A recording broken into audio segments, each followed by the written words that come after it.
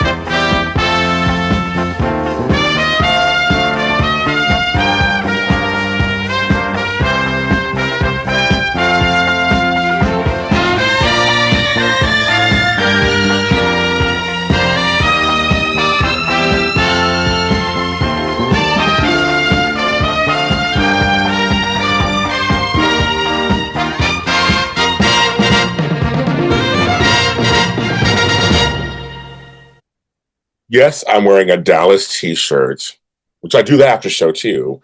But I'm talking about Knots Landing. Hi, I'm James Lott Jr. And this was totally actually by accident. I was wearing the shirt and I saw that the anniversary, I'm recording this day after the anniversary of the debut of Knots Landing, which was December 27th, 1979. And so I said, well, let me do a show real quick. And I went to sit down. I went, oh my God, I'm wearing Dallas, which is the irony is not lost, right?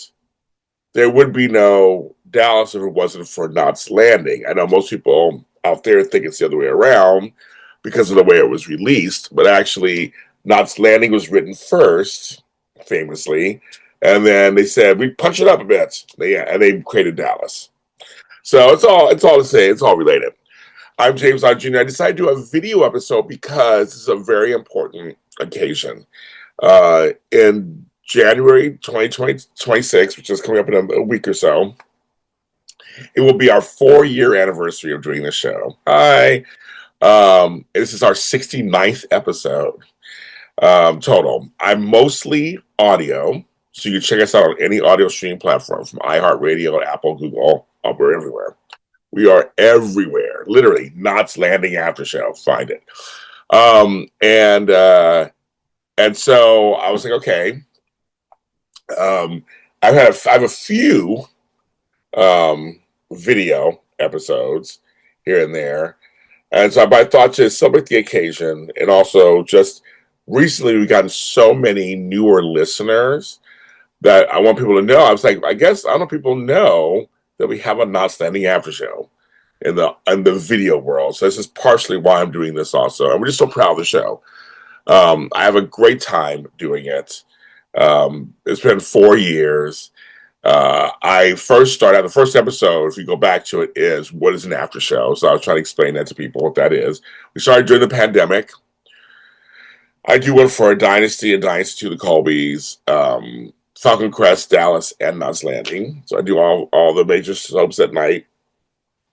And I try to do as frequently as I can. Not always every week, close enough. I try to do it. And what sets me apart from some of the others, and now I'll give shout outs, because there's only a couple of Knots Landing podcasts I could find. I mean, there are people who do rotation of soaps that may add a Knots Landing episode, which includes Queers and Soaps. They do the Abbey Scales. I love that title. You check, they have about 25, 26 episodes of that within their soap world. So you can check that out, the Abbey Scale. And they're my friends over there. And then these two guys who I don't know, but I know of their podcast, I'm going to give them a shout out, Seaview Circle, which Brady and Doug were doing for about a year and a half. And they've been on there. They talk about stuff, and you can follow them on social media and YouTube. And I don't know about YouTube. You can follow on social media and audio. They've been doing it, and they're like me. They don't do it every week, but they do it pretty frequently, like I do. They're funny, so I'm gonna give a shout out to them because I don't believe in there's no competition or anything. It's just fans love their soaps, and they want to talk about soaps all the time. I can't talk about it all the time, so I suggest other people. As like you listen to me, get your fix from me, go to them also, and then you get different perspective. I believe in the host village. We're all doing this. We're all doing this together. We're all fans of the show, and so I'll make sure that they get the shout outs. I know, like I said, it's great. Maybe one day they'll come do my show one of these days. Maybe we'll do a show together. I think I'm gonna reach out to them and see if they want to come on. And the Abbey Scale too. They need to come on the show too and talk about it. So I'll work on that. So I'll get a little notes for myself. Ask them out. That's all right. They can blend both our shows together because we like that. But also, yeah. So we talk about this stuff on this show. What sets my show apart from theirs and other sometimes after shows, I don't follow a format that is like, we don't go season by season, episode by episode. I just don't do that. What I do is whatever's interesting to me at the moment, I talk about it. Now what may happen is I may watch an episode and have a ton of thoughts. So then you say episode 6, season 5, and I'll talk about that. But the next week there won't be episode 6 seasons. That's not how it works. The next week I might talk about the Karen speech, the Pollyanna speech, and break that down and get it all and talk about that. Then the next week I may talk about how Abby gave a kidney to Diana. And they're related, the whole thing. And so I did one of my most popular videos actually on here and shows that I did was in memory of Lark Park Lincoln. And I did a whole story on her storyline, Linda Fairgate. I did a whole thing on her. I do sometimes a character analysis. And it's funny, and she passed away. After I did the show, she had passed away. I had no idea she was going to pass away, so it was just kind of a coincidence. But that one seems to have done very well for me. Let me see something because I was like, if this will go fast enough, I don't know.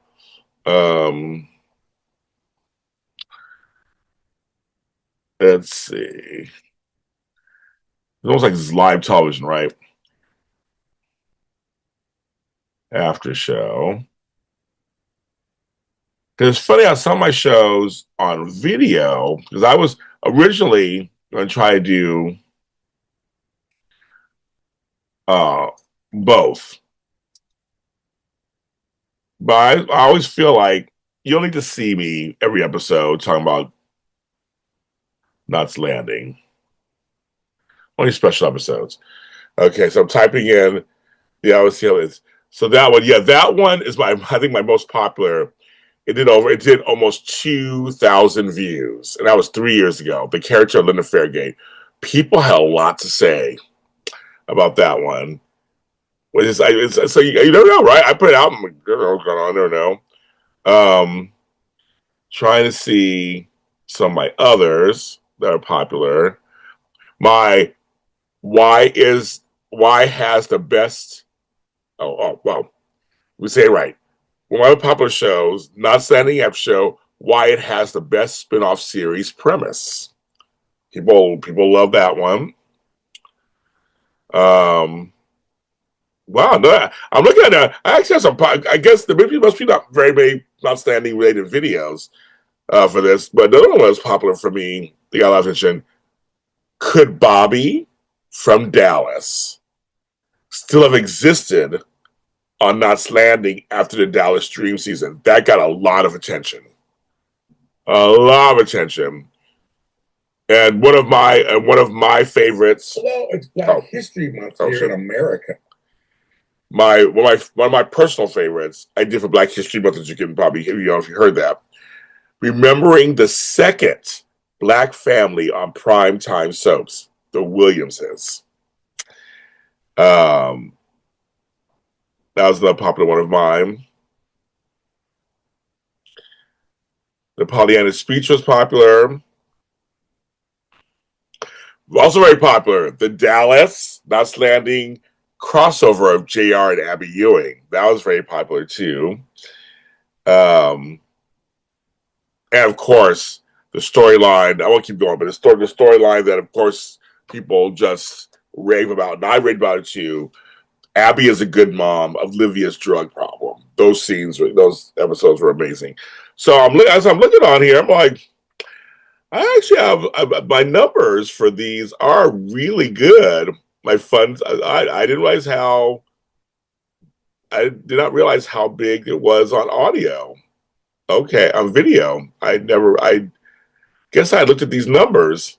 So maybe in 2026, I'll return to video more often. I had no idea. I'm looking at these numbers going, these are some good numbers. Isn't that funny?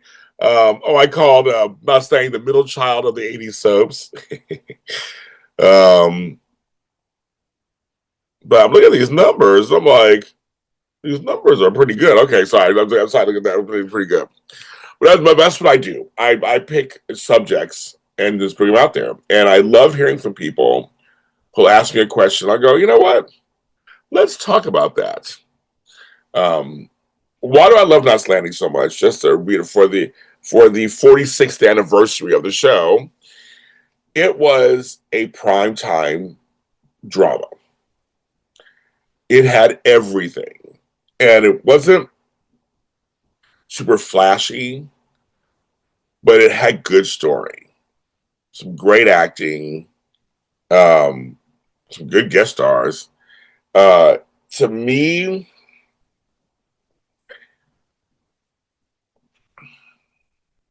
it stands on its own.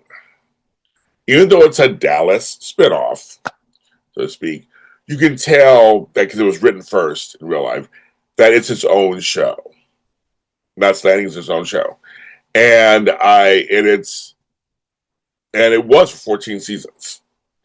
And there's some memorable, from Greg Sumner to Paige to Karen, Abby, all of it.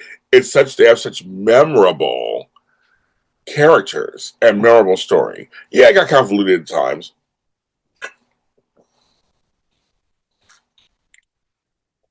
Any show that's on the air for a long time, at their moments, there was a couple of seasons where the hair got really big, and so the shoulder pads. But at the core, it was about these friendships. It was about Seaview Circle. It was about Lotus Point. It was about Sumner Group. It was about West Fork. It was about all those things, and I don't know. The show was like comfort food. I wonder if you feel the same way. We see these characters every week. We followed their trials and tribulations. But to me, there were some well-crafted stories, and Knots Landing wasn't afraid to have a story play out. Val's twins. That wasn't just overnight. That played out. So when you got the payoff, you felt the payoff. Like it was almost in real time. Like you felt the payoff.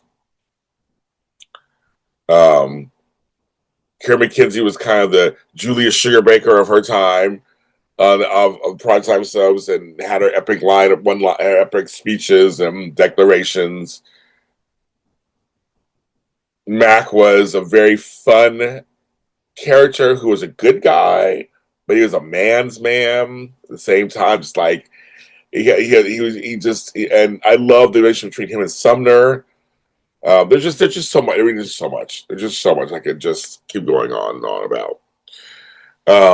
I have to mention before I go. Mention the three main ladies got back together for We're Not, and KNOT. We're not done yet. a podcast with Joan, Donna, and Michelle. Everybody's nowadays doing these kind of rewatches and talks and everything, and you get to hear from them what's going on, and what went on behind the scenes while they're still here. Constance McCashin I see all the time on X, and she has a whole different career now, but she's always on there posting things. I mean, Donna Mills is Donna Mills. Come on, she's like this. She's still working. She's an icon. She's a legend. She's now. She's all these things. I almost met her, and I would have died. I haven't met her yet, but I would have died if I met her. I'm sure. But thanks because I said the last month and a half, especially in the audio space, my show has been huge. And I don't know about the other two shows, Seaview Circle. Obviously, I don't know how it's been for them. But I've been very encouraged to put out episodes because people are tuning in and they're listening, and I'm hearing a lot of people are wanting Knots Landing to come back on TV. They want a reboot or reimagining or something. Like Dallas came back, Dynasty came back. They're waiting for a kind of a Knots Landing redux. I'd love it. I'd love to have some Ewings and Fairgates and everybody. I'd love to have all that on my screens again. I'd love that. So I don't know if that's ever going to happen, but we're going to be here. We're going to be here for episode 70 and 71. So I'll be doing these shows as long as I can do them.